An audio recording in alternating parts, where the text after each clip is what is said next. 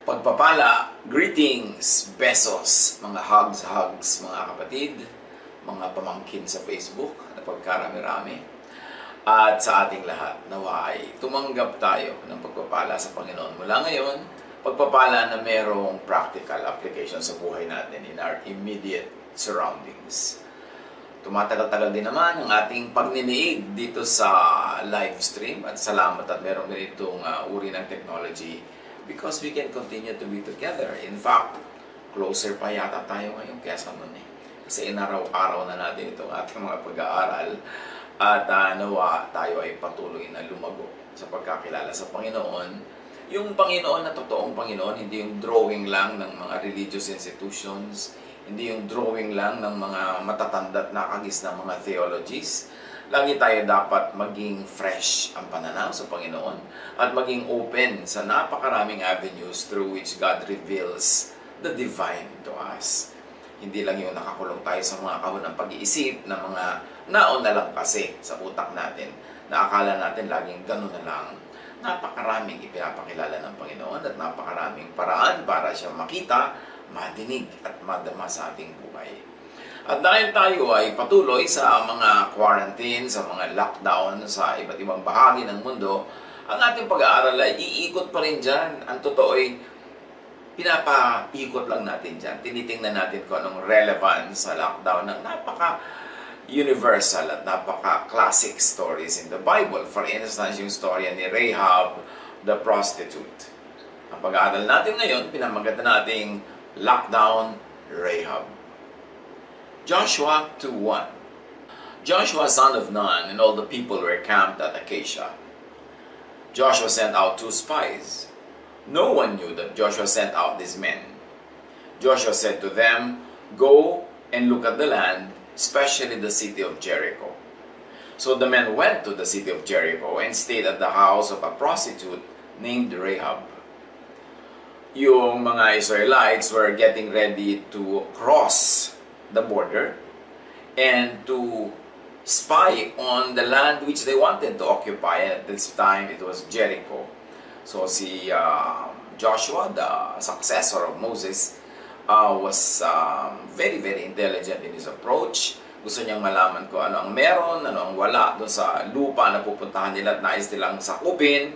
Kaya nagpadala siya ng mga espiya para magmanman. At syempre, pag pumasok ka sa isang foreign city, alam nga namang maghanap ka na kamag-anak mo titiran doon. Wala naman. So, saan sila pupunta? They went to this brothel or the house of a prostitute.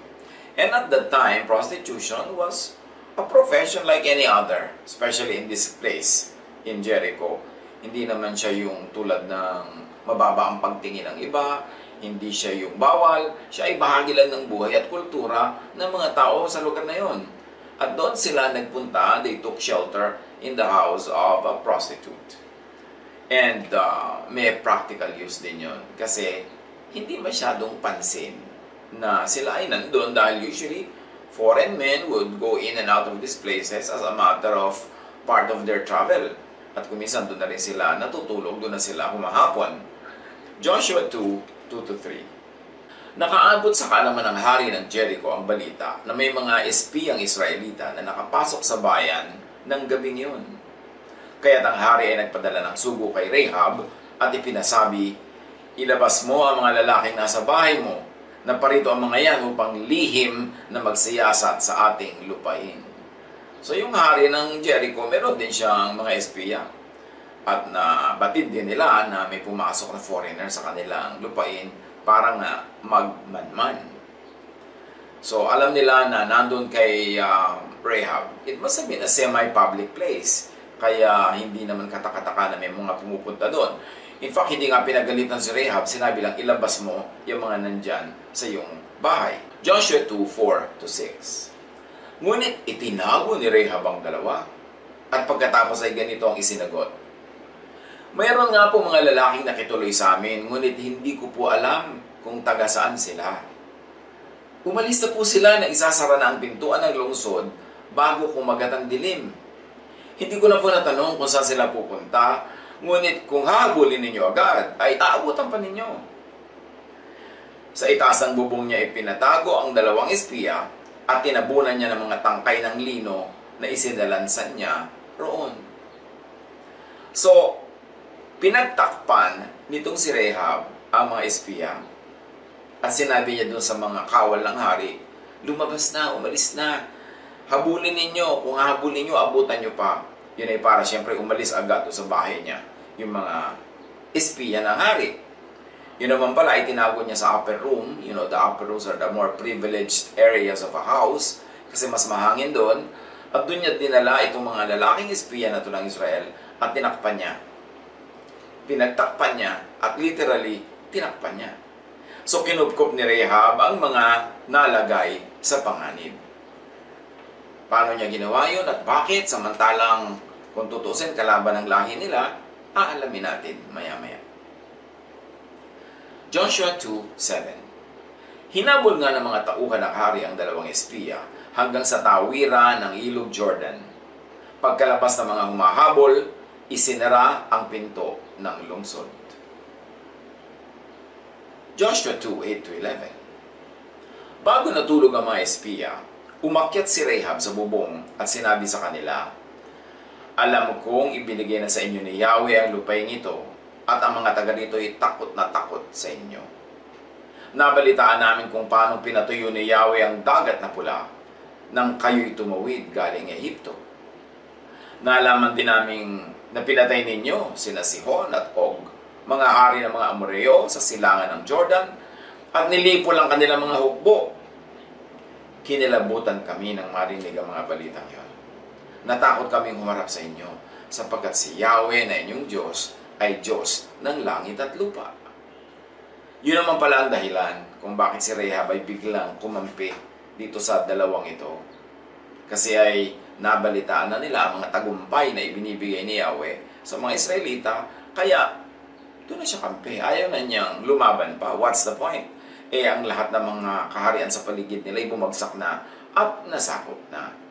Joshua 2:12-13. Kaya ngayon ipangako ninyo sa pangalan ni Yahweh na hindi ninyo gagawa ng masama ang aking sambahayan alang-alang sa pagtulong kong ito sa inyo. Bigyan ninyo ako ng isang katibayang ililigtas nga ninyo ang aking ama't ina, ang aking mga kapatid at ang kanilang mga pamilya, katibayang hindi ninyo kami hahayaang mapatay. Wise Rahab secures her family. Matalinong babae. Nakakaramdam siya ng ihip ng hangin. Nakakaramdam siya ng darating na panganib at destruction sa kanyang sariling lungsod. Kaya, kumampi na siya sa mga panalo. Kumampi na siya dito sa mga Israelita na kinakatawan ng dalawang espiyang kanyang itinago. At buong diretsahan niyang sinabi, okay, kayo'y aking itinago, kayo'y aking iniligtas sa hari, kayo'y aking tinakpan at pinagtakpan. So, ang kapalit niya na hinihingi ko sa inyo, huwag niyo kaming idadamay. Ang buong sambahayan ko, mga magulang ko, mga kapatid ko, mga pamilya nila, ako, lahat kami, huwag ninyo kaming pupuksain. Huwag niyo kaming idadamay. Kailangan, exempted kami, puwera kami sa darating na destruction na yan. Joshua 2:14. Sinabi sa kanya ng mga espiya, ang buhay namin ang garantiya sa buhay ninyo. Huwag mo lang ipagsasabi ang pakay namin dito. Ipinapangako namin walang masamang mangyayari sa inyo kapag ibinigay na sa amin ni Yahweh ang lupaing ito. So may deal. Good for good. You did us good, we will do you good. At yan ang maganda kung ikaw ay gumagawa ng mabuti, nagtatanim ka ng mabuti, lalo sa matinong kausap, sa mayroong isang salita, at marunong magsukli o marunong gumanti sa iyo ng kabutihan. So now there's a deal. Joshua 2:15-16. Nakakabit sa pader ng lungsod ang bahay ni Rahab. Kaya't buhat sa kanyang bintana ay inihugos niya sa labas ng lungsod ang dalawang espiya. So tamang-tama naman itong bahay ni Rahab nasa wall ng city. Yung pagdungaw mo sa bintana, yung ulo mo nasa labas na ng city. So, mula sa bintanang yon, ibinaba niya ang dalawang espiya patungo dun sa lupa sa labas na mismo ng pader ng lungsod. Hindi na sila kailangan dumaan pa sa mga gwardya, sa mga gate, dahil diretso na sila sa labas sa dilim ng gabi. Ngunit bago sila umalis, sila'y pinagbilinan niya ng ganito. Pumunta muna kayo sa kaburulan at magtago kayo ron ng 3 araw upang hindi kayo makita ng mga tauhan ng hari. Kapag nakabalik na sila sa lungsod, saka na kayo lumakad. So may dagdag pa na good health itong si Rahab. Kasi alam niya, yung mga naghahanap, lumabas. Therefore, baka makasalubong lang nitong mga espiya na to kung sila ay tatakbo agad pa uwi. Kaya sabi niya, doon muna kayo sa burol, maraming mga puno-puno doon, maraming mga tumpok-tumpok ng lupa na pwede kayong magtago. 3 days kayo doon para sigurado kayong hindi kayo makakasalubong ng mga sundalo ng hari. At yun ang kanyang payo. Si Rahab kasi, palibhasa at yung bahay niya ay pinupuntahan ng napakaraming tao because of her trade, napakarami niya siguro alam na impormasyon. Napag-uusapan siguro ng mga pumupunta sa kanya doon, mga sundalo, mga traders, mga merchants, mga sari-saring tao. Kaya alam na alam niya kung saan ang safe, paano magiging ligtas sa mga naghahanap. Marunong na babae ito. At yung runong niya, ginamit niya sa pagkampi dito sa mga sugo ni Yahweh. So there was an additional good. And this good was based on intelligence. Iba kasi yung nakabukas ang tenga mo, nakabukas ang mata mo, hindi yung natutulog ka sa pansitan, hindi inaanod ka ng agos, tulog ka, hindi mo alam. This woman obviously was very aware. So aware siya na magandang kumampi dito sa dalawang ito, magiging panalo sila, at binigyan niya ng very useful information.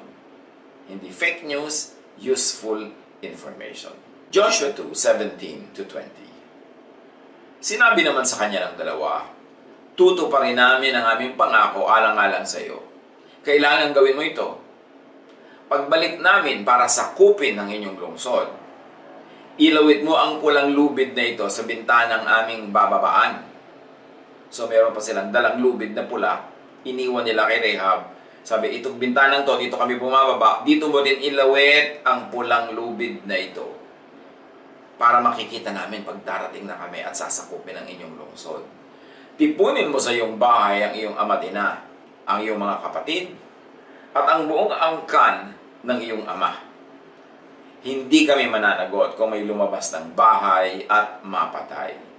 Ngunit pananagutan namin kapag may nasaktan na sino mang nasa loob ng bahay. Subalit kapag ipinagsabi mo itong ating pinag-usapan, huwag mo nang asahan ang pangako namin sa iyo. So malinaw, because the woman gave an additional good, yung information niya kung saan magtatago dapat, then this spies gave her an additional good. May lubid pa na pula, kasi hindi pa nila napag-usapan paano maililigtas yung bahay niya pagka yung syudad ay sisirain na. Pero ngayon, nagdagdag pa ang mga espiya ng additional good to her. Isang lubid na pula, palatandaan na yung bahay na yon will have to be spared from the coming destruction. So, there was this very, very important exchange between the two parties. Additional good for additional good. In other words, meron ngayong enhanced quarantine, may lockdown for the whole family. Para talaga itong lockdown. Dahil iipunin niya ang kanyang buong pamilya sa kanyang bahay, walang lalabas, nasa loob lang sila, pero hindi naman nila alam kung kailan darating yung destruction na yun eh. So, hindi rin madali para sa isang buong pamilya, lalo may mga kabataan, may mga sanggol, may mga paslet na hindi upapaalisin ang bahay. Kailangan nila ng disiplina. At yan ang isang immediate lesson natin ngayon from this story. Na may lockdown sila noon, they stayed indoors. So, kung tayo naka-lockdown din o naka-quarantine, stay indoors. Avoid going out because you don't know kung meron ka makasalubong na panganib dyan. At because hindi nila alam noon kung kailan darating yung mga susugod na yan sa lungsod, they all disciplined themselves. They stayed in the house. Safety would be indoors, sa loob ng bahay. Joshua 2:21. Pumayag ang babae at pagkatapos ay pinaalis na ang mga espiya. Pagkatapos, itinali niya sa labas ng bintana ang lubid na pula. Then, tadadadon, come D-Day. Dumating na importanteng araw na yon, yun naman pala, guguho na ang buong lungsod. Dahil hindi naman conventional warfare ang ginamit itong mga Israelites. Nagpatugtog sila ng mga trompeta, inikot-ikutan nila yung Jericho, at biglang gumuho ang buong lungsod, lalong-lalo ang mga pader. Remember, ang bahay ni Rahab nasa pader. At dahil may lubid na pula na nakatali sa kanyang bintana, pagdaan nung force ng pagguho, tanging yung bahay lang niya, tanging yung pader na kinakabitan ng bahay niya, ang nanatiling nakatayo. So lahat ng nandun sa loob, yung naka-quarantine doon, yung naka-lockdown sa loob, stayed safe. Kung may makulit doon, lumabas kahit sandali lang at nataong doon sa oras na yun, dumating yung pagguho, natabunan na sana siya ng mga bato-bato. Pero nakinig sila, they all stayed in there, and the whole family was spared. Kailangan pa bang i-memorize ang lesson ng kwentong ito kung i-apply natin ngayon? Joshua 6:22. Sinabi ni Josue sa dalawang espiya na isinugo niya roon, "Pumunta kayo sa bahay ng babaeng inyong tinuluyan. Ilabas niyo siya at ang buo niyang angkan ayon sa inyong pangako sa kanya." So, sinabi ng mga espiya kay Joshua yung deal. Kaya alam ni Joshua. At sinabi niya, okay, kunin niyo na sila. Ilabas na sila sa lockdown para mapunta sila sa mas lugar na sila ay mas ligtas pa. Joshua 6:23. Pumunta nga sila at inilabas si Rahab, ang kanyang ama't ina, mga kapatid at mga alipin. Inilabas din nila pati ang kanyang mga kamag-anak at dinilang lahat sa kampo ng Israel. So nalagay sila sa safest place at that time. So they went to safety. You see mga kapatid, pag mayroong isang matalinong tao, pati mga magulang, mga kapatid, mga hipag, mga bayaw, mga pamangkin, mga apo-apo, pati mga katulong nila, pati mga slaves nila, lahat ng kamag-anak, nakikinabang. Dahil matalino si Rahab, marunong makipag-usap, marunong makipag-deal, lahat sila nakinabang. Inversely, ang kabaligtaran niyan, pag meron tayong isang pasaway na kamag-anak, pag meron isang matigas ang ulo, isang gumagawa ng kung ano-anong mga kabalbalan, nadadamay din ang mga kamag-anak, ang mga magulang, mga kapatid, mga hipag at bayaw, mga pamangkin, lahat na. So alam na natin ang lesson. Again, hindi na kailangang i-memorize siya. Magtanim ng mabuti at umani ng mabuti. Piliin kung kanino makikipagmabutihan. Si Rahab, pinili niya makipagmabutihan doon sa mga Israelites kaysa sa sarili niyang kawal at mga hari. Kasi siguro alam niya na talagang walang panalo yung kanyang side na yun. We should always side with the truth, with what is right and what is good. We are not saying na yung lahing Israel ang laging truthful and right and good.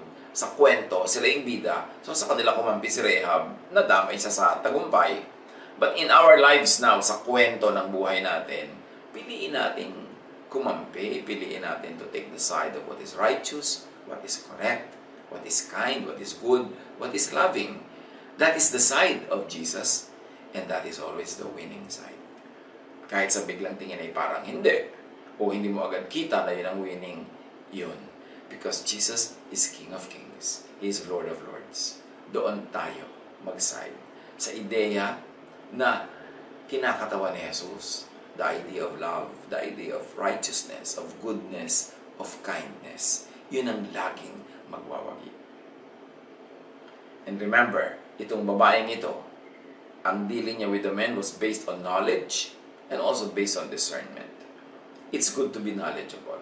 It's good to be informed. Huwag tayong mag-asaya ng oras sa mga walang kwenta, mga pinagagagawa ng utak natin. Doon tayo sa may matututunan at tandaan natin yung mga mabubuting natututunan natin, yung mga useful, para sa pagdating ng oras, nagagamit natin. Intindihin at sundin ang usapan. Yung safety precaution ng both sides, intindihin yun. May instruction si Rahab sa mga lalaki, inintindi nila yon, sinunod nila yon, they stayed safe. Meron din namang instruction yung mga lalaking ito kay Rahab, inintindi ni Rahab, sinunod niya, they stayed safe, ang kanyang pamilya at siya. Sa buhay natin ngayon mga kapatid, makinig tayo sa instruction ng mga nakakaalam, ng mga marunong, ng mga expert, at sundin natin para sa sarili nating ikabubuti. Ipunin ang pamilya sa loob ng bahay sa oras ng panganib. Magtiyaga, magtiis, huwag magpadala sa inip, huwag magpadala sa kung ano-ano mang nararamdaman na lalabag tayo sa lockdown, lalabag ka sa quarantine. Stay in a place where you are safe right now. Hindi na kailangan i-memorize yung lesson na yan. At may lesson pa. Of course, have enough provisions for lockdown moments. Nakita niyo si Rahab, naipon niya yung pamilya niya, ang dami nun ha. Nasa loob ng bahay niya, kakain yun ilang beses maghapon, ang dami mong papakainin. So meron siyang ipapakain. Meron siyang nakatabing pagkain. Minsan sa ating buhay ngayon, walang sobra sa kinikita mo, ang hirap magkaroon ng itatabi mo, pero gumawa ka ng paraan. Kasi pag dumating yung panahon na biglang lockdown, biglang quarantine, paano yung kakain ka ng hangin, titingin ka sa buwan, kailangan gumawa talaga ng paraan ng tao. Mabuti na lamang at marami ngayong mga tumutulong, ang pamahalaan, ng mga institutions, kapitbahay, mga taong mababait. Pero napakahalaga na meron tayong sariling nakatago kahit man lang konti. Para pag dumating yung panahon na pangangailangan, hindi naman yung next meal mo, wala agad.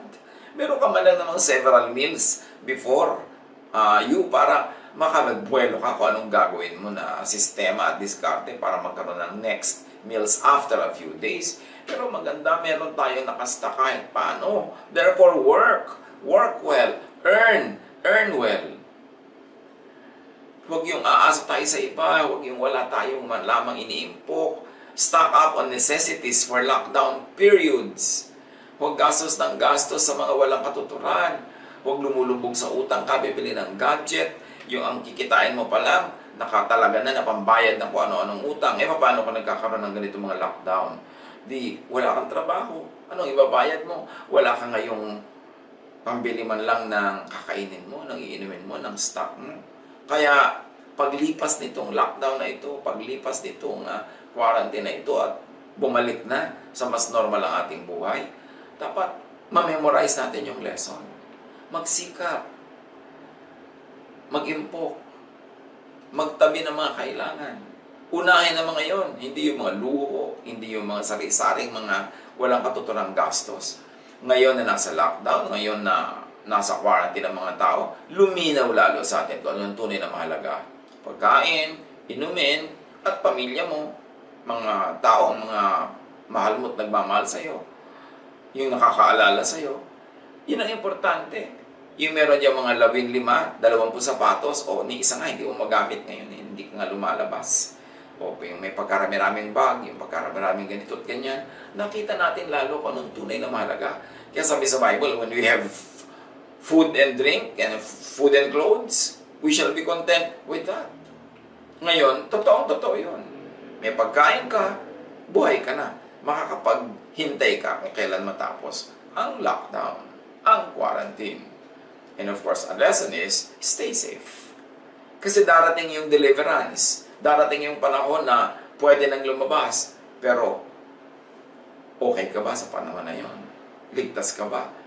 Kailangan makatawid tayo sa time of difficulty, sa time of risks and dangers, and emerged. Nabuo ka pa, malusog ka pa, buhay ka pa, para masalubong mo ang bagong umaga. Magmahalan tayo, at lahat ng pwede nating tulungan ngayon, tulungan natin, kasi lilipas din to. Yung ini-stack mo na pera o pagkain na good for 3 months from now, kailangan na ng kapitbahay mo today. Ang sabi nga ng Panginoon, yung pangangailangan natin ngayon ang atupagin natin, tomorrow will take care of itself. So let us share our goodness, our things. Katulad ni Rahab, kinupkop niya ang kanyang mga kamag-anak. Humanap din tayo ng makukupkop kung hindi sa sarili nating bahay. Paano natin matutulungan yung mga nasa kanilang bahay? There should be a way. Because every willing heart will find a way. Every unwilling heart will find an excuse not to help. God bless us all.